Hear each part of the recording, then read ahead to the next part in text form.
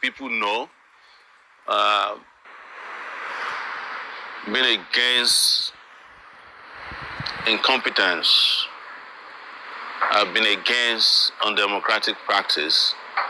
I've been against leadership that is insensitive and wicked for 35 good years.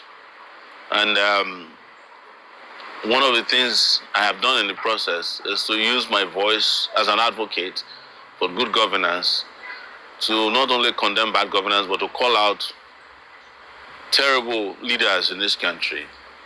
And Tinubu is not different. And I have used my voice and my position, whatever it is in society, to make this very clear. That one of the things I do not and will never tolerate is people in government who conduct themselves in criminal ways. And when I say criminal, it has so many dimensions. And this might include, but not be limited to the fact that they may themselves be criminals, having participated in organized crime or unorganized crime, or participating currently in crimes against humanity, corruption, and any crime that can be considered as criminal. And this is where I am different from others, because I've heard people who say to me, well, maybe you have to wait for the courts to declare somebody a criminal before you can attach such a title to anybody. But the position is that what I determine to be criminal is well defined in my own dictionary. And but is most importantly established by the fact that I have a right to state what I believe honestly to be my position on governance and those who are governing us. And that is what is most sacrosanct. The reason I'm giving this background is not to be defensive, it's just so that you will know that even in the course of this conversation, I will say things that may not be acceptable or palatable to those in power. But they can't do anything about it, to me, because that is the way democracy is established. And anybody, and I've said this, who is not willing or ready to understand that democracy includes the freedom of speech, movement, and association, should not participate in a democratic process.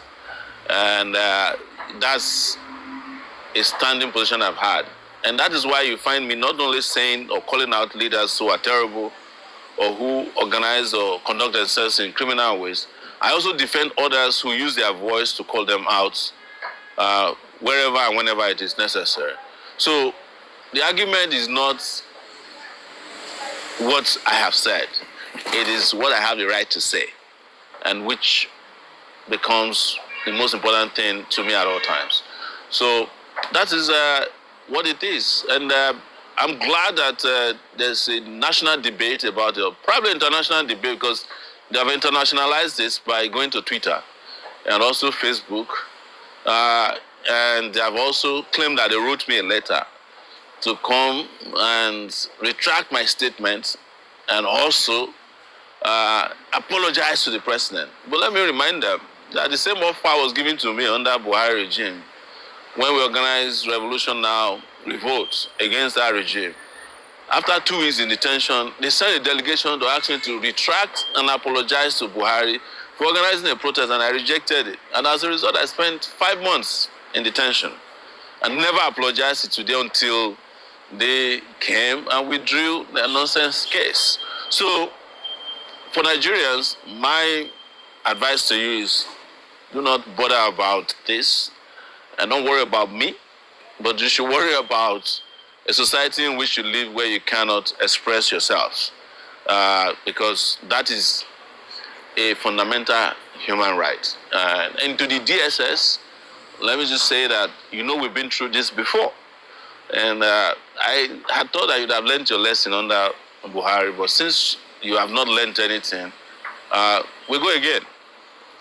But to the public, you can perish the thought that I will retract my statement or apologize to Tinubu over my statements.